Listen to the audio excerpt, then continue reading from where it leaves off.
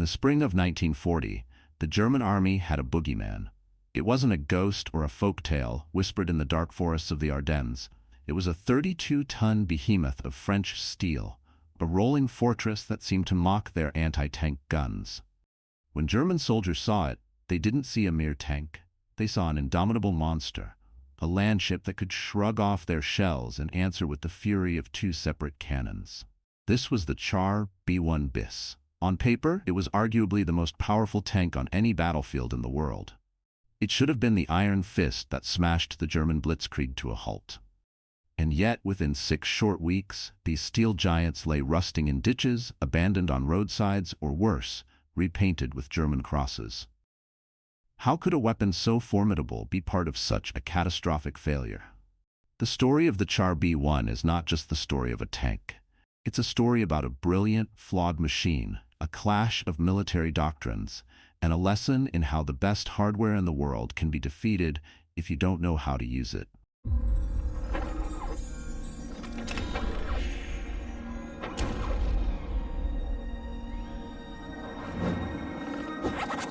To truly understand the Char B1, we have to travel back in time, past its creation, to the ghost of the war that preceded it.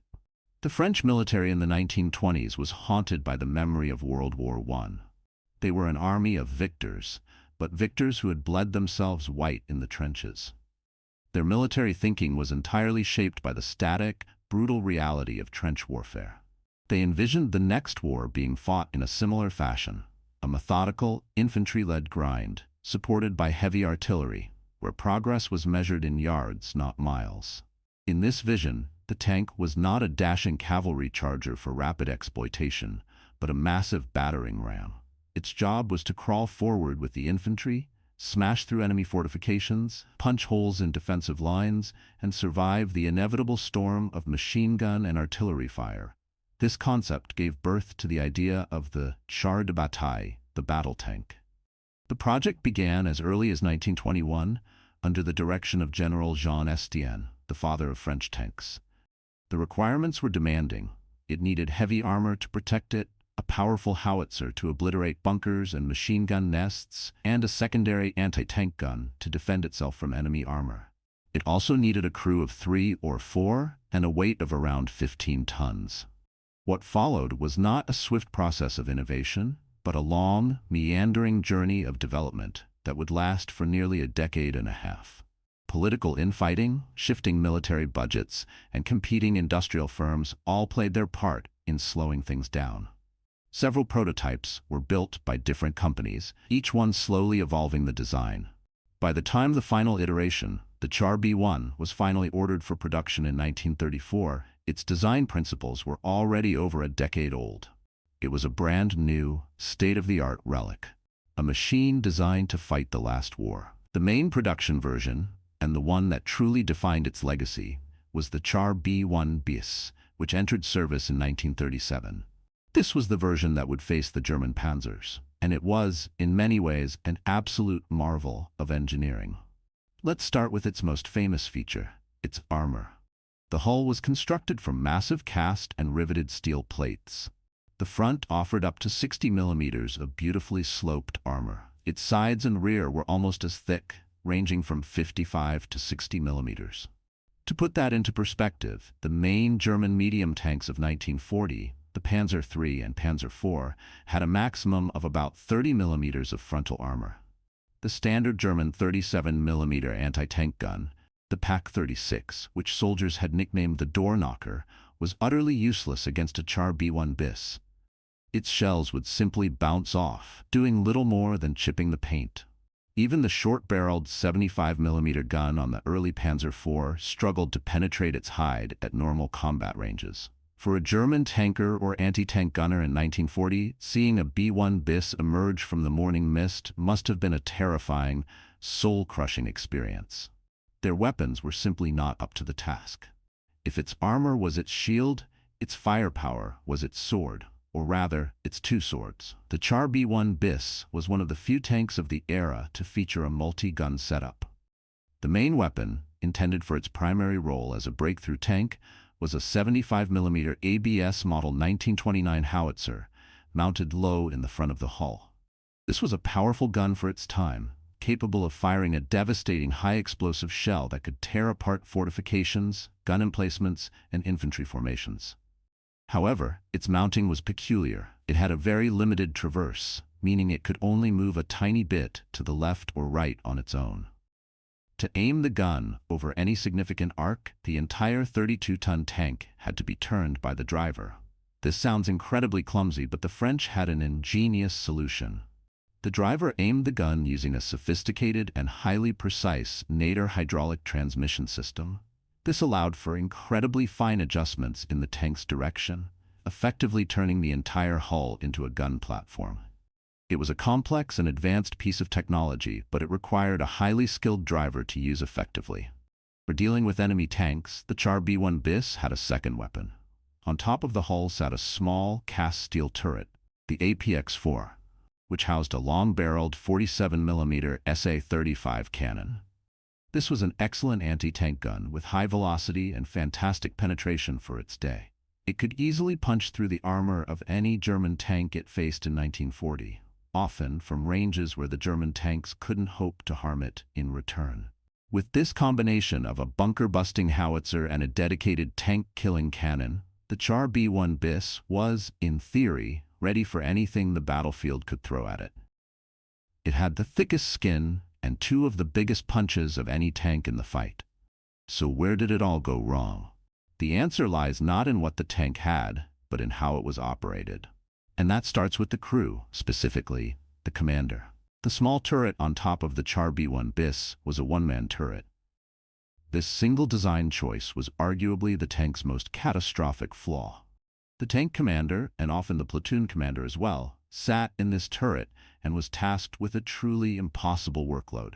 He had to spot enemy targets, verbally direct the driver where to go and which gun to use, load the 47mm cannon, aim it, fire it, and observe the results. All of this while also trying to listen to orders on the radio, read maps, and coordinate with other tanks in his unit. It was a recipe for complete sensory overload. In the heat of battle, a commander simply couldn't perform all these tasks effectively at once. While he was busy loading a shell, he wasn't looking for new threats. While he was aiming, he wasn't commanding the driver. While he was trying to understand a radio message, the battlefield was changing around him. In contrast, German tanks like the Panzer III had a three-man turret. A commander to command, a gunner to shoot, and a loader to load. This division of labor allowed them to react faster, acquire targets more quickly, and maintain situational awareness. A German crew could spot a target and put a shell downrange in a fraction of the time it took a B1 bis commander to go through his frantic checklist of tasks. The rest of the four-man crew had their own specialized roles. The driver, as mentioned, was also the gunner for the 75mm howitzer. This required immense skill and concentration, as he had to simultaneously drive the behemoth and lay the main gun onto a target. Below him sat the loader for the 75mm gun, whose entire world was the cramped space in the hull, feeding heavy shells into the breach. Finally, there was the radio operator, who also had access to a machine gun. The French had actually invested heavily in radios, with most of their tanks being equipped with them. But here again, a good idea was crippled by poor implementation. The radios were often Morse code only, making communications slow and cumbersome in the middle of a fight. Compare this to the German voice radios, which allowed for fluid, real-time command and control. The Char B1 bis was a fortress, but its crew was overworked, compartmentalized, and struggling to communicate, turning each tank into an isolated island of steel. Beyond the crew, the tank had other significant issues, particularly concerning its mobility and logistics. It was powered by a six-cylinder Renault engine producing around 307 horsepower. While powerful, it had to move over 32 tons of steel, giving the tank a top speed of only about 17 miles per hour, 28 kilometers per hour on a good road, and much slower across country. This wasn't a problem for the slow, methodical warfare it was designed for, but it was a fatal disadvantage against the fast-paced German Blitzkrieg. The panzers could race around it, exploit gaps, and strike deep into the rear areas, while the Char B1s plodded along, always one step behind. Even worse was its fuel consumption. The beast was incredibly thirsty, guzzling fuel at an alarming rate. It had a very short operational range of only about 80 miles, 130 kilometers, before needing to refuel. This tied it to a massive logistical tale of fuel trucks. In the chaos of the 1940 campaign, with the German Luftwaffe dominating the skies and bombing supply lines, these fuel trucks often never arrived. An astonishing number of Char B1s were lost not to enemy fire, but simply abandoned by their crews when they ran out of gas. A tank with no fuel is just a pillbox, and a pillbox on the side of a road is a target. When the storm broke in May 1940, the deep-seated flaws in French military doctrine became brutally apparent. The French High Command didn't group their powerful tanks into armored divisions like the Germans did. Instead, they sprinkled them across the front in small units, attached to infantry divisions to act as support. They were meant to be a shield, but a shield spread too thin is no shield at all. The Germans, on the other hand, used their panzers like a spearhead. They concentrated their armor at a single point, smashed through the defenses, and then raced for the unprotected rear, severing communication and supply lines and causing mass panic. The Char B1s, powerful as they were often caught flat-footed, fighting in small, uncoordinated pockets against a torrent of German armor and aircraft. They would fight valiantly in one location, only to find the wider battle had already moved on, leaving them isolated and surrounded. But that is not to say the tank didn't have its moments of glory. When a Char B1 bis did get into a good tactical position, it was utterly devastating. The most famous example of this occurred in the small village of Ston, which became the scene of some of the most ferocious fighting of the campaign. On May 16, 1940, a single Char B1 bis named Ur, commanded by the legendary Captain Pierre Biot, was ordered to counterattack German forces in the village. Biot rolled his tank down the main street and ran into a column of German tanks from the 8th Panzer Regiment. What followed was carnage. The German Panzer IIIs and IVs opened fire, but their shells simply ricocheted off the Ur's thick armor. Biot, meanwhile, calmly used both his 75mm and 47mm guns to systematically destroy the German column. He knocked out 2 Panzer IVs, 11 Panzer IIIs, and 2 Pak-36 anti-tank guns. In the space of a few minutes, a single French tank had wiped out nearly a full company of German armor. The Ur itself was hit an incredible 140 times, but not a single shell managed to penetrate its armor. It eventually withdrew, its mission accomplished, a testament to the raw power of its design. Stories like Biot's proved that on a one-to-one basis, the Char B1 bis was superior to anything the Germans had. But war is not a series of one-on-one duels. It is a complex ballet of logistics, communication, and strategy. For every Captain Biot, there were dozens of other Char B1 crews who were outmaneuvered, who ran out of fuel, or who were picked off by German 88mm anti-aircraft guns, one of the few weapons capable of reliably killing them. They were hunted by Stuka dive bombers, their crews exhausted and confused by the speed of the German advance. The French doctrine had failed them. The tank designed for a slow, grinding war found itself in a race it could never win. Its strengths, its thick armor, and powerful guns were negated by its weaknesses. Its slow speed, its logistical hunger, and above all, the crushing workload placed on its commander. After the shocking and rapid fall of France in June 1940, the Germans found themselves in possession of a huge amount of captured enemy equipment. Among the spoils were nearly 200 Char B1 bis tanks, many of them in perfect working order, having been simply abandoned by their crews. The pragmatic Germans, always keen to turn captured weapons against their former owners, pressed them into service. The tank was given the German designation Panzerkampfwagen B2 704F. The Germans recognized the tank's strengths, but were also acutely aware of its flaws. They made some modifications, such as adding a better radio system and sometimes modifying the commander's cupola for better visibility. These captured tanks were never used as frontline panzers in their main divisions. They were too slow and mechanically complex for the Blitzkrieg style of warfare. Instead, they were relegated to secondary roles. They were used for occupation duty in France, for anti-partisan operations in the Balkans, and some were even used during the initial stages of the invasion of the Soviet Union, Operation Barbarossa. However, the Germans had a more creative and terrifying use in mind for the Char B1's sturdy chassis. Recognizing its resilience, they converted over 60 of them into flamethrower tanks, known as the Flammwagen auf Panzerkampfwagen B2F. The 75mm hull gun was removed and replaced with a flamethrower nozzle, capable of spewing a jet of burning oil over 40 meters. These fiery behemoths were used to attack bunkers and fortified positions, a role for which their heavy armor was perfectly suited.